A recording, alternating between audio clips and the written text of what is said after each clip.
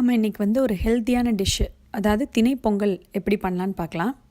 இதுக்கு ஃபஸ்ட்டு நம்ம ஒரு குக்கரை அடுப்பில் வைக்கிறோம். அது நல்லா சூடான பிறகு கொஞ்சோண்டு நெய் விட்டுறோம்.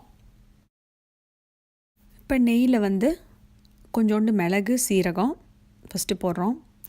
அதுக்கப்புறம் இஞ்சி, நல்லா பொடி பொடியாக நறுக்கின இஞ்சியை போட்டுறீங்க. அப்புறம் கருவேப்பிலை, அது கூட கொஞ்சோண்டு முந்திரி பருப்பும் போட்டு நல்லா வதக்கிக்கணும்.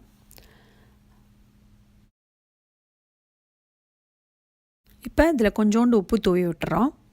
அதுக்கப்புறம் என்ன பண்ணுறோன்னா, திணையும் ஒரு டம்ளர் எடுத்துக்கிறோன்னு வச்சுக்கோங்களேன். அது கூட ஒரு 1/4 டம்ளர் பாசிப்பருப்பு, அதை கொஞ்சம் ஒரு 10 நிமிஷம் லைட்டாக ஊற போட்டு தண்ணியை வடிச்சிட்டு நம்ம எடுத்து வச்சுருக்கோம். அதை இப்போ நம்ம இது கூட ஆட் பண்ணுறோம். இப்போ திணை அரிசியை நல்லா நெய்யில் வதக்கின பிறகு நம்ம 1 டம்ளர் திணை அரிசிக்கு 2.5 டம்ளர் தண்ணி, அந்த அளவு கணக்கு பண்ணி நம்ம தண்ணி ஊற்றிக்கிறோம். அது கூட கொஞ்சோண்டு மிளகுத்தூளும் உப்பும் சேர்த்துக்கிறோம்.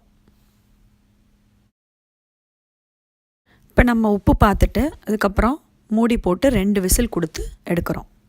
இப்போ பார்த்தீங்கன்னா நல்லா பொல பொலன்னு உதிரியாக இருக்கும். இதுவும் இன்னும் கூட சாஃப்டாக இருக்கணும்னா இது கூட கொஞ்சோண்டு பட்டர் சேர்த்துக்கிறோம். ஒரு 2 ஸ்பூன் நெய் விட்டுக்கோங்க. நல்லா கிளறினீங்கன்னா சூப்பரான திணை பொங்கல் ரெடி. நீங்களும் ஹெல்த்தியான இந்த திணை பொங்கலை வீட்டில் செஞ்சு பாருங்கள். பிடிச்சிருந்ததுன்னா லைக் போடுங்க, ஷேர் பண்ணுங்கள், சப்ஸ்கிரைப் பண்ணுங்கள். நன்றி, வணக்கம்.